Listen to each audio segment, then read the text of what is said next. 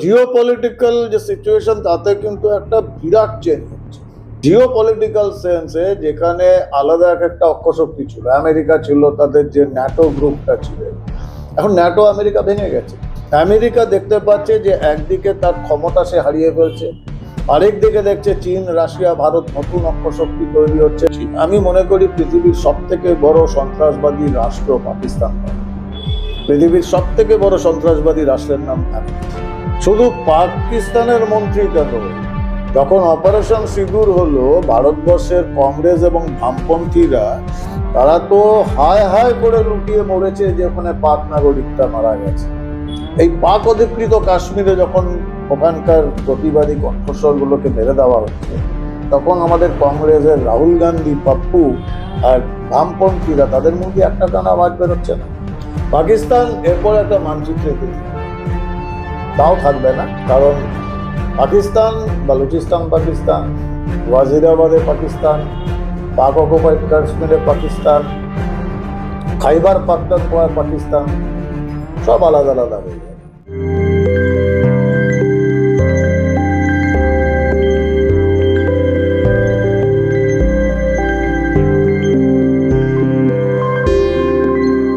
নমস্কার, welcome to the Phoenix news. রাজনীতির কারবারি যারা, তারা কিন্তু শুধুমাত্র দেশের রাজনীতি বা বঙ্গ রাজনীতি তা নিয়ে মাথা ঘামান না। প্রকৃত যারা রাজনীতি নিয়ে চিন্তা ভাবনা করেন, তারা দেশের সঙ্গে সঙ্গে ভূ রাজনৈতিক বিষয়গুলো নিয়েও কিন্তু ভাবনা চিন্তা করেন। কারণ ভূ রাজনৈতিক যে পরিস্থিতি, সেটা কিন্তু ভীষণভাবে প্রকটভাবে প্রভাব ফেলে দেশীয় রাজনীতির উপরে। তার একটা ছোট্ট উদাহরণ দিই। তেহরান বা ইরান এই মুহূর্তে যে যুদ্ধের মধ্যে রয়েছে, তার ফলে সেখানকার হরমুজ প্রণালী কখনো বন্ধ করা হচ্ছে, কখনো খুলে দেওয়া হচ্ছে। এবং এতদিন পর্যন্ত ভারতের সঙ্গে ইরানের যে একটা সম্পর্ক তৈরি হয়েছিল, ভারত সেই ইরানে একটা নিজস্ব বন্দর তৈরি করার চেষ্টা করেছে, সেই সব কিছু বিষবাও জলে চলে গেছে। অর্থাৎ সেখান থেকে এখন তেল, প্রাকৃতিক তেল, ক্রুড অয়েল, সেটা ভারতে আনার জন্য অনেক কাঠখড় পোহাতে হচ্ছে। এবং এই যুদ্ধের ফলে যে কোনো মুহূর্তে যে কোনো দুর্ঘটনা ঘটে যেতে পারে। কখনো প্রণালী বন্ধ, কখনো প্রণালী উন্মুক্ত, কখনো ভারতের ওপরে ট্যাক্স চাপাচ্ছে আমেরিকা, কখনো সে ট্যাক্স তুলে নিচ্ছে, ইত্যাদি বিভিন্ন কারণে যখন আমাদের দেশে এই তেলটা আসছে, তখন তার কস্ট, সেটাকে রিফাইন করে সেটার জন্য রান্নার গ্যাস হোক বা এলপিজি হোক, জ্বালানি হোক, তার জন্য কস্ট বেড়ে যাচ্ছে অনেকটা। এবং তাই নিয়ে কেন্দ্র সরকারকে তুলোধনা করে দিচ্ছে রাজ্যের যে সরকার রয়েছে। মমতা বন্দ্যোপাধ্যায়কে আমরা দেখেছিলাম, বারবার তিনি জানার পরেও কিন্তু কেন্দ্র সরকারের বিরোধিতা করেছেন গ্যাসের দাম কেন বাড়ছে। অথচ তিনি জানতেন অবশ্যই যে যেভাবে আমেরিকা এবং ইরানের মধ্যে যুদ্ধ চলছে, এই অবস্থায় এই জ্বালানি সংকট হওয়া খুব স্বাভাবিক। কিন্তু এই স্বাভাবিক পরিস্থিতিটাকে তিনি রাজনৈতিক হাতিয়ার হিসেবে ব্যবহার করলেন, অস্বাভাবিক তৈরি করলেন কেন্দ্রের বিরুদ্ধে। সুতরাং এটা একটা রাজনৈতিক ইস্যু হয়ে গেল। এবং এই ইস্যুর কারণ হলো ভূ রাজনৈতিক প্রেক্ষাপট বা ভূ রাজনৈতিক সমস্যা। সুতরাং এই সমস্যার থেকে মুখ ফিরিয়ে থাকলে আমাদের হবে না। জর্ডানে মার্কিন ঘাঁটিতে আক্রমণ করার ফলে আমেরিকা এখন ফুঁসছে উত্তর দেওয়ার জন্য। পেন্টাগনকে মার্কিন প্রেসিডেন্ট সেই মতো নির্দেশও দিয়ে রেখেছিলেন যে এই যে গত সপ্তাহের শনি রবিবার, শুক্র শনি রবি, অর্থাৎ উইকেন্ড, এর মধ্যেই তেহরানের ওপরে আক্রমণ শানাতে হবে।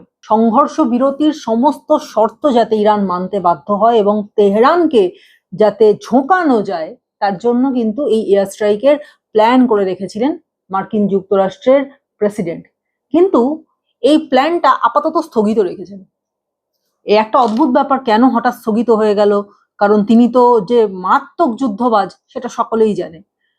ট্রাম্প একজন এমন মানুষ যিনি শুধু যুদ্ধ করতে ভালোবাসেন, তার কথার অন্যথা হলেই তিনি যুদ্ধ করতে শুরু করে দেন। একজন যুদ্ধবাজ মানুষ। শুধু ট্রাম্প নয়, মার্কিন প্রেসিডেন্টরা বেশিরভাগ ক্ষেত্রেই দেখা গেছে তারা অত্যন্ত যুদ্ধবাজ, তাদের কথায় চলতে হবে, কারণ এটা পরিষ্কার দাদাগিরি, মার্কিন যুক্তরাষ্ট্রের দাদাগিরি। এই দাদাগিরি না মানলে যুদ্ধ।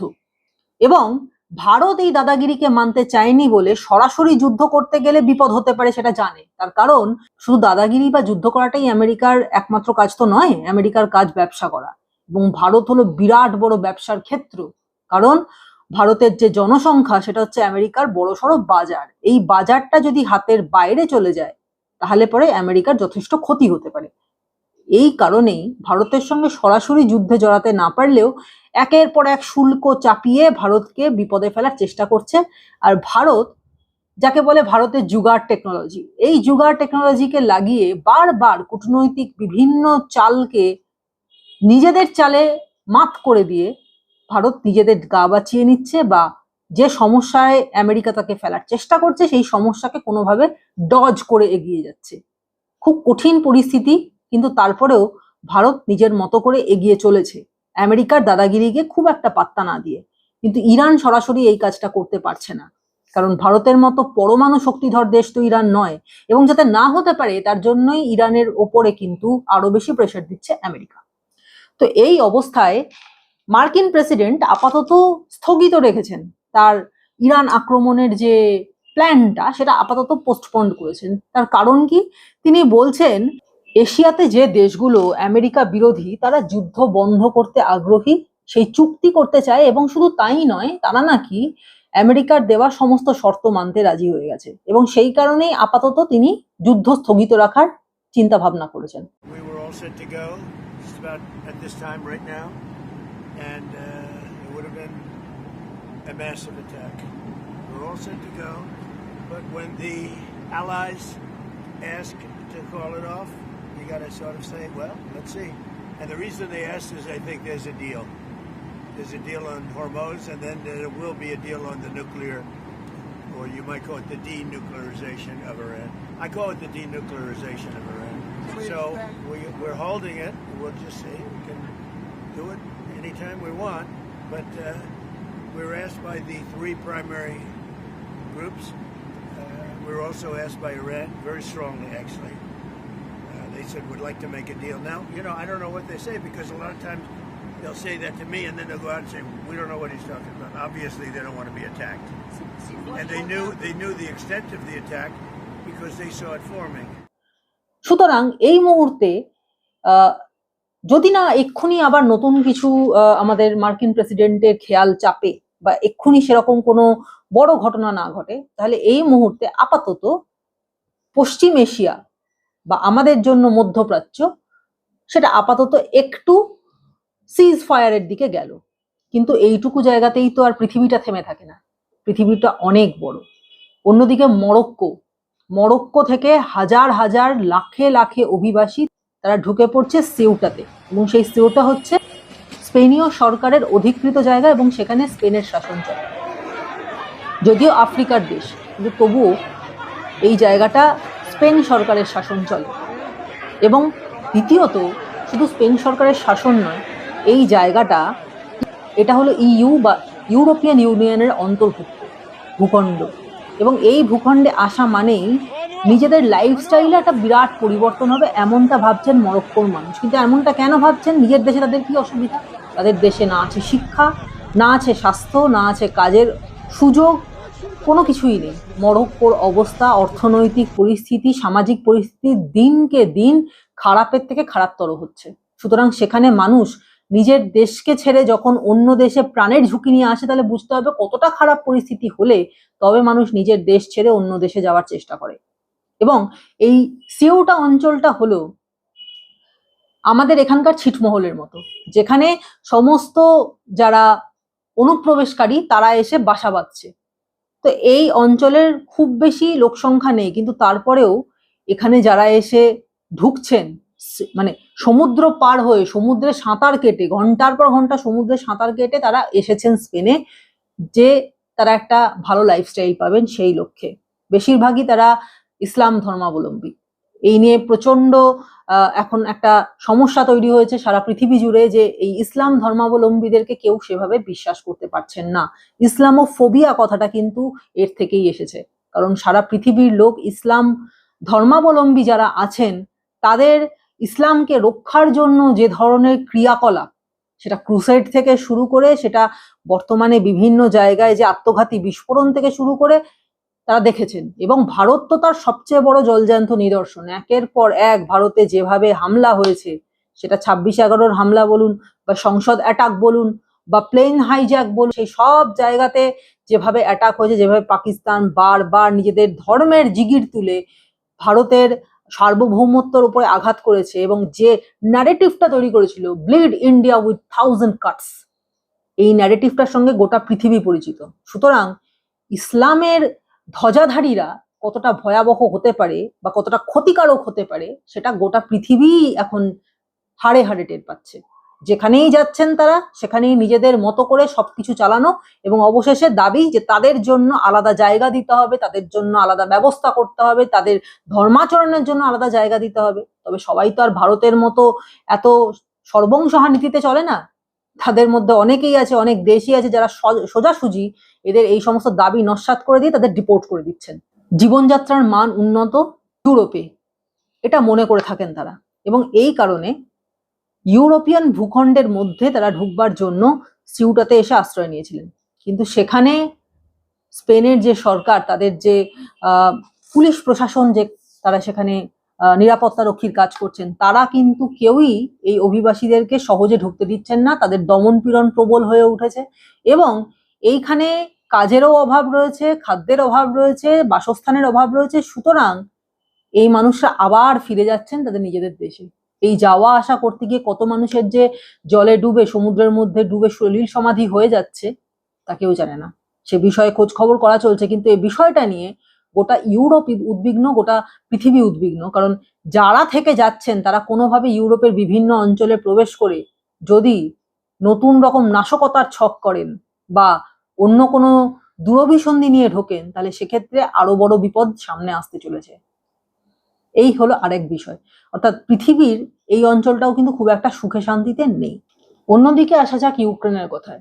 ইউক্রেন রাশিয়ার যুদ্ধ চলছে গত 4 বছর ধরে এবং ইউক্রেনের প্রেসিডেন্ট ভলোদিমির জেলেনস্কি প্রাণপণ চেষ্টা করছেন যে কোনোভাবে রাশিয়ার সঙ্গে চোখে চোখ রেখে টক্কর দিতে। রাশিয়া কিন্তু ইউক্রেনকে ছেড়ে কথা বলছে না। রাশিয়ার আক্রমণ চলছে এবং ইউক্রেন সে হিসেবে উত্তরও দিয়ে যাচ্ছে যথাসম্ভব। এবং ইউক্রেন এই উত্তর দিয়ে যাচ্ছে এই রাশিয়ার সঙ্গে ইউক্রেনের যুদ্ধের পেছনে প্রথম কারণটাই হচ্ছে ইউক্রেন চেষ্টা করেছিল নেটোর অন্তর্ভুক্ত হতে, এবং এই নেটো তাদের মাথার উপরে বসে রয়েছে, যে ইউরোপিয়ান যে দেশগুলো নেটোর সদস্য তাদের মাথার উপরে বসে রয়েছে আমেরিকা। নেটোর অন্তর্ভুক্ত যদি হয়ে যেত ইউক্রেন, তাহলে সেই ইউক্রেনের মাটিতে আমেরিকান সেনার গতিবিধি হয়ে যেত একেবারে জলভাত, এবং সেক্ষেত্রে বহু প্রজন্ম ধরে রাশিয়া এবং আমেরিকার যে ঠান্ডা যুদ্ধ, ঠান্ডা লড়াই, সেটা কারোর অজানা নয়। ইউক্রেনের যে ডনবাস অঞ্চল, এই ডনবাস অঞ্চল রাশিয়ার একেবারে ঘাড়ের ওপরে, একেবারে সীমান্তবর্তী। এবার এই ডনবাস অঞ্চলে যদি আমেরিকা নিজের সেনা সংস্থান করে, তাহলে সেক্ষেত্রে সম্মুখ সমরে যাওয়ার মতো পরিস্থিতি তৈরি হতে পারে। এবং রাশিয়া প্রথম থেকেই চায়নি আমেরিকার সেনা এই অঞ্চলে দখল নিক। সেই কারণেই রাশিয়ার এই প্রতিরোধ বা বারবার ইউক্রেনকে নেটোর সদস্যভুক্ত হওয়ার থেকে বারণ করা বা তাকে নিষেধ করা, এবং তা না হলে যুদ্ধের প্রথমে হুমকি দেওয়া এবং অবশেষে যুদ্ধ শুরু করা, এই সবটাই কিন্তু এই ভূ রাজনৈতিক পরিস্থিতির জন্য। এবং এতেও কিন্তু অনেক সমস্যা তৈরি হয়েছে, কারণ ইউক্রেন খনিজ সম্পদ, গম এবং প্রাকৃতিক তেল এসবের জন্য ভীষণভাবে প্রসিদ্ধ ছিল। এই যুদ্ধের কারণে এই সব কিছু একেবারে ধ্বংস হয়ে যাওয়ার মুখে। ইউক্রেনের পড়শি দেশ পোল্যান্ডে রাশিয়ার একটি H-101 ক্রুজ ক্ষেপণাস্ত্র গত বুধবার আছড়ে পড়েছে।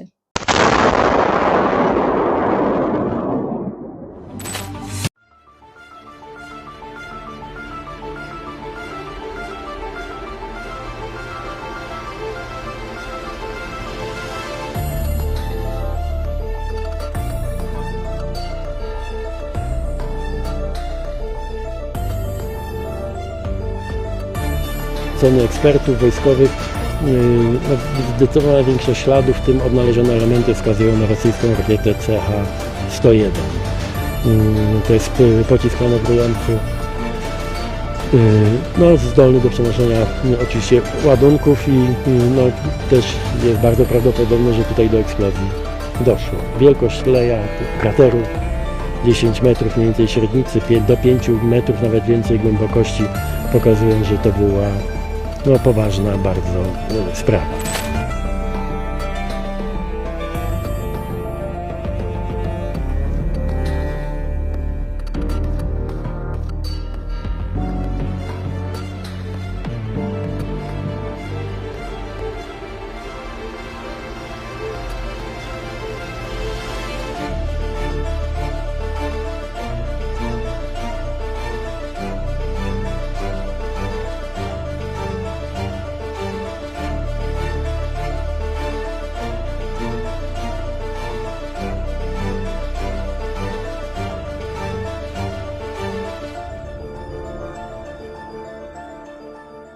এই আক্রমণের পেছনে কারণ কি এমন কোনো ব্যাখ্যা মস্কো থেকে দেওয়া হয়নি।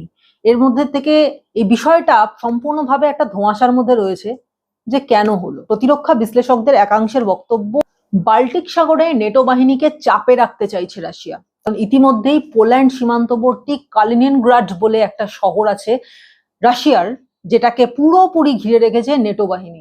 সুতরাং তাদেরকে চাপে রাখার জন্য রাশিয়া একটা নিয়ন্ত্রিত সামরিক অভিযান চালিয়ে এই ব্যাপারটা তৈরি করলো, এইরকম একটা পরিস্থিতি তৈরি করে রাখলো যে আমরাও কিন্তু তৈরি আছি, এগোনোর চেষ্টা করলে প্রত্যাঘাত আসবে। সুতরাং বিষয়টা এরকম ভাবে এলো, এতদিন পর্যন্ত এই যুদ্ধটাতে কিন্তু কেউ জড়াতে চাইছিল না, পেছন থেকে সবাই হেল্প করছে, মানে পেছন থেকে ইউক্রেনকে অনেকেই হেল্প করছে, কিন্তু সরাসরি ইউক্রেন রাশিয়ার যুদ্ধের মধ্যে কেউ জড়াতে চাইছিল না। কিন্তু এবার যখন পোল্যান্ডে এই মিসাইলটা আছড়ে পড়লো, তখন স্বাভাবিকভাবেই পোল্যান্ড এবার যুদ্ধে জড়াবেই, এবং এমনি করতে করতে গোটা ইউরোপ জড়িয়ে যেতে পারে, এরকমই কিন্তু পরিস্থিতি আস্তে আস্তে তৈরি হতে পারে। এটার জন্য তৈরি থাকতে হবে গোটা পৃথিবীকে। অন্যদিকে বাংলাদেশে কথায় আসি একটু, আমাদের একেবারে প্রতিবেশী দেশ বাংলাদেশ। সেই বাংলাদেশে আন্তর্জাতিক ট্রাইব্যুনালে ইতিমধ্যেই কিন্তু প্রাক্তন প্রধানমন্ত্রী বাংলাদেশের শেখ হাসিনা ওয়াজেদ, তার প্রাণদণ্ড ঘোষিত হয়েছে। তিনি দেশে ফিরলেই তাকে অ্যারেস্ট করা হবে, তাকে প্রাণদণ্ডে দণ্ডিত করা হবে, এমন কথা বলা হয়েছে।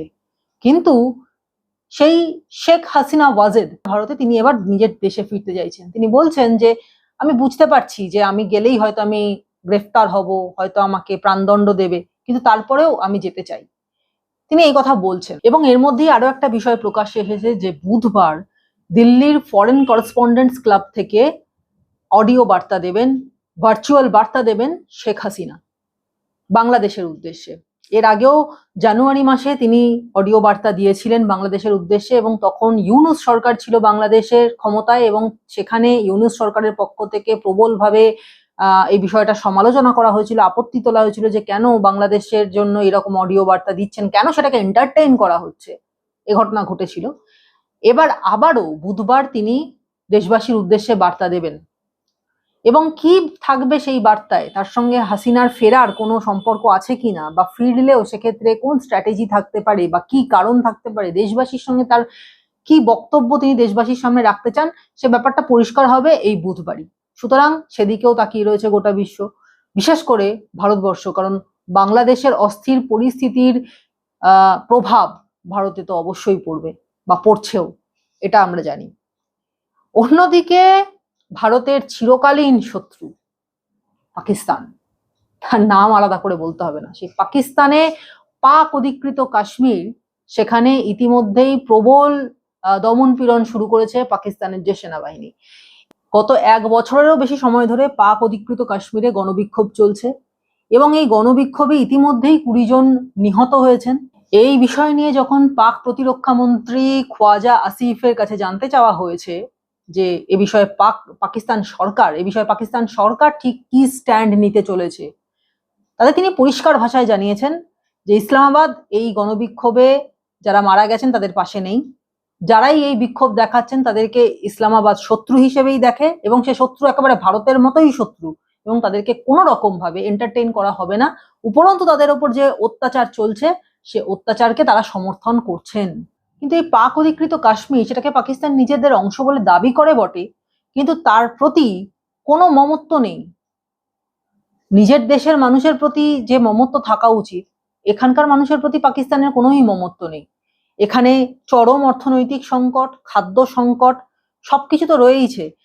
একই সঙ্গে নাগরিকদের প্রতি প্রবল বঞ্চনা করে চলেছে পাকিস্তান সরকার। এর জন্য অনেক দিন ধরেই বিক্ষোভটা দানা বাঁধছিল।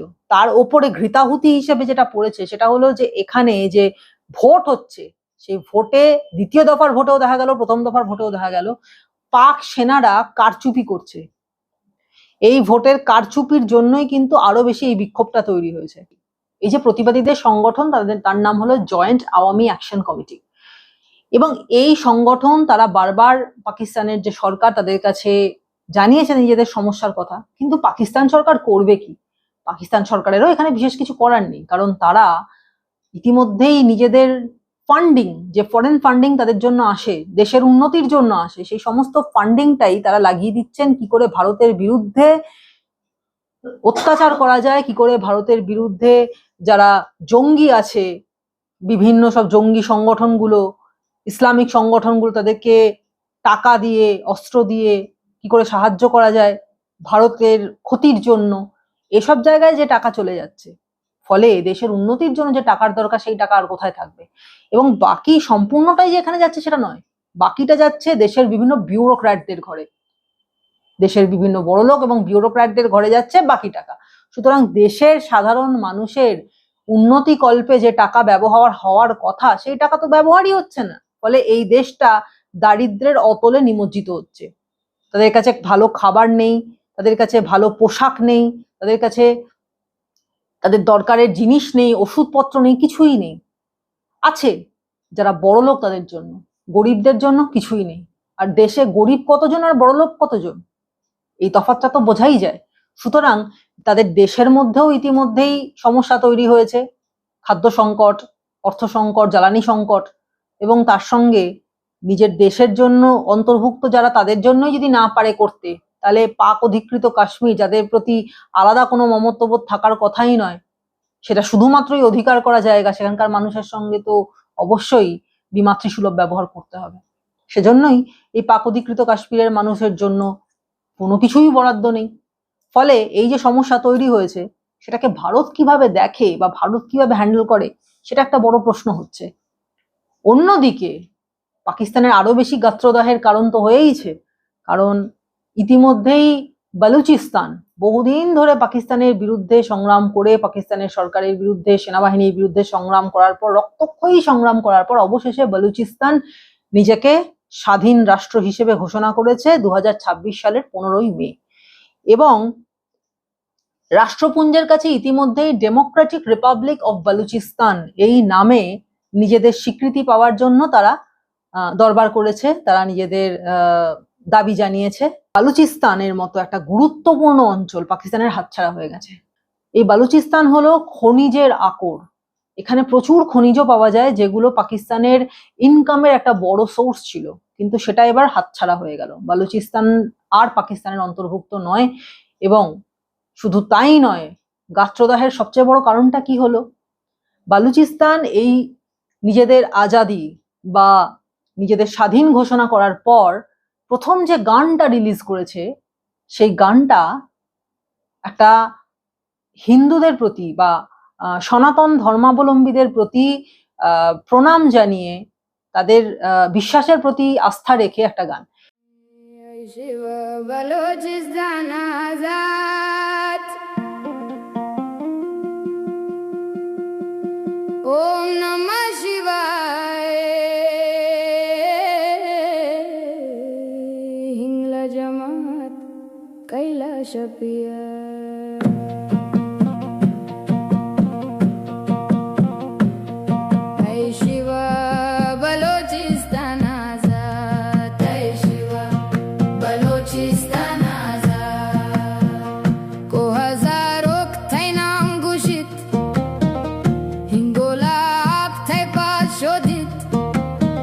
मकराना खाक भस्म भूषित बलोच दिल थैदा मंगेरित ऐ शिवा बलोचिस्तान आजाद ऐ शिवा बलोचिस्तान आजाद ओम नमः शिवाय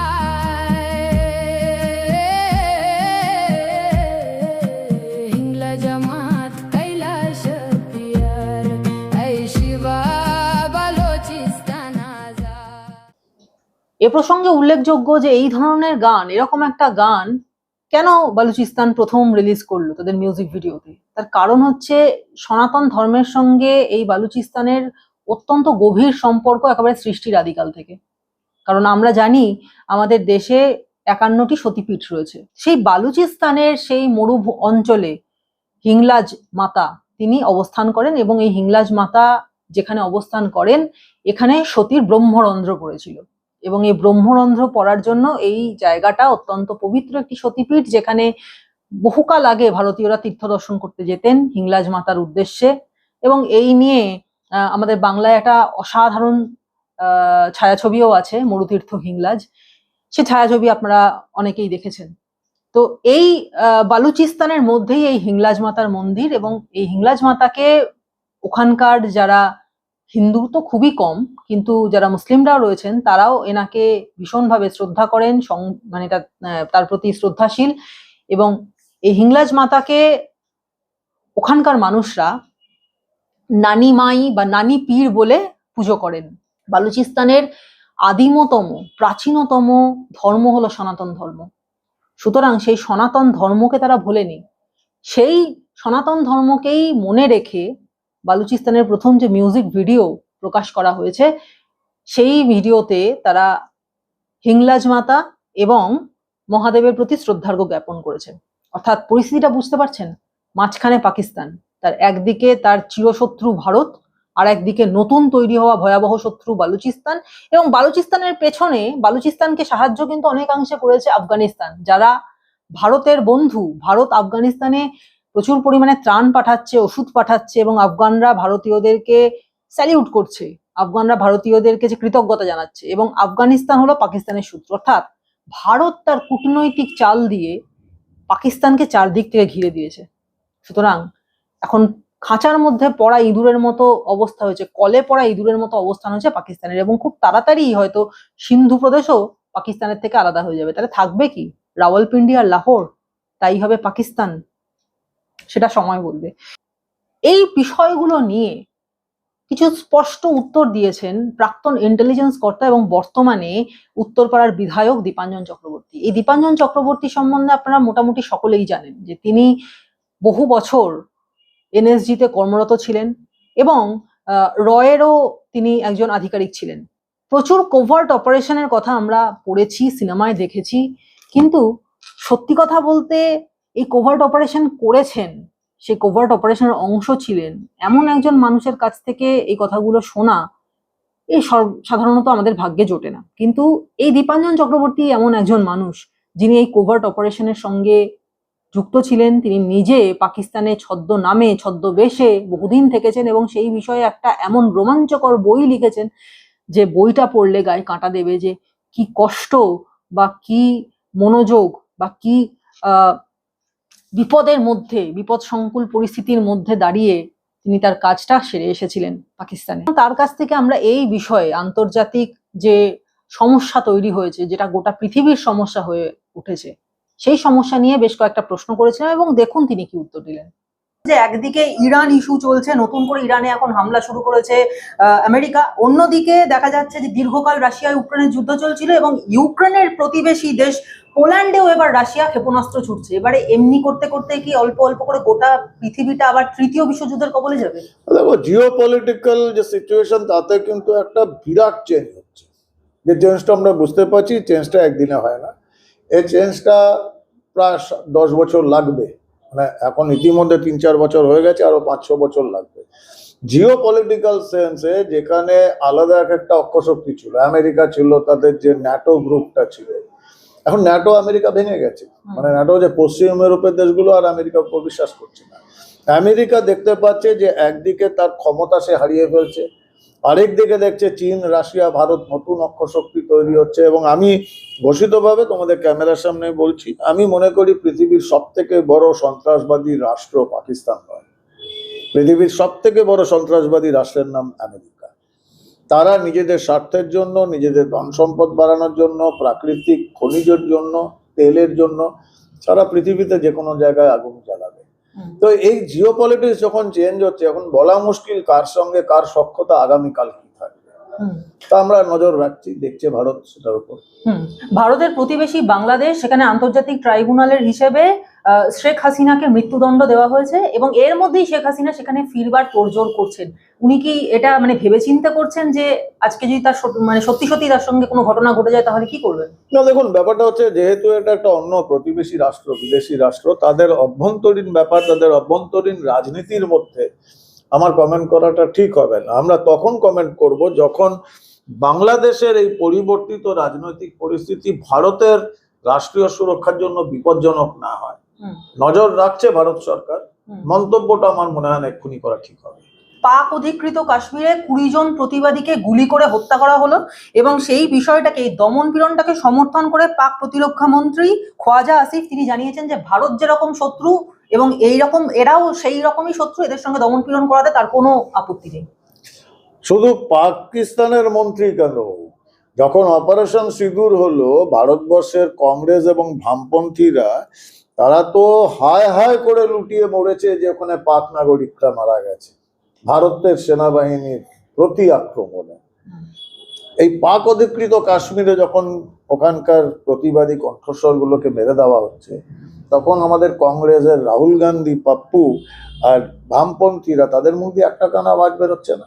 এরা তো নাকি মানবতাবাদী, তো মানবতা এখন কোথায় লুকিয়ে পড়েছে? তো এগুলোকে আমরা খুব একটা গুরুত্ব দেই না, এগুলো হচ্ছে। তবে এর আওয়াজ, পাক অকুপাইড কাশ্মীরের আওয়াজ বা বালুচিস্তানের প্রতিবাদী আওয়াজ পাকিস্তান, আমেরিকা বা ভারতের কংগ্রেস বামপন্থীরা কারাও আটকাতে পারবে না। যেহেতু বালুচিস্তানের প্রশ্ন তুললেন, সেটা আমরা জানি যে 15ই মে বালুচিস্তান স্বাধীন রাষ্ট্র হিসেবে নিজেকে ঘোষণা করেছে এবং রাষ্ট্রপুঞ্জের কাছে ডেমোক্রেটিক রিপাবলিক অফ বালুচিস্তান এই নামের জন্য যাতে মান্যতা পাওয়া যায় তার জন্য একটা দরখাস্ত করেছে। এখন প্রশ্নটা হচ্ছে, বালুচিস্তান প্রথম তাদের যে গানটা রিলিজ করেছে সেটা হচ্ছে হিংলাজ মাতা এবং মহাদেবের উদ্দেশ্য করে। একদিকে ভারত, সনাতনী ভারত, অন্যদিকে বালুচিস্তানেও হিন্দুত্বের জয়ধ্বজা উঠছে, মাঝখানে পড়ে পাকিস্তান কি বিপদে পড়লো? পাকিস্তান এরপর একটা মানচিত্রেতে থাকবে, তাও থাকবে না, কারণ পাকিস্তান, বালুচিস্তান পাকিস্তান, ওয়াজিরাবাদে পাকিস্তান, পাক অকুপাইড কাশ্মীরে পাকিস্তান, খাইবার পাখতুনখোয়া পাকিস্তান, সব আলাদা আলাদা হয়ে যাবে।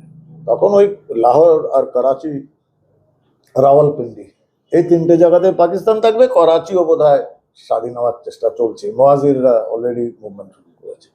তো পাকিস্তান বেশি দিন থাকবে না।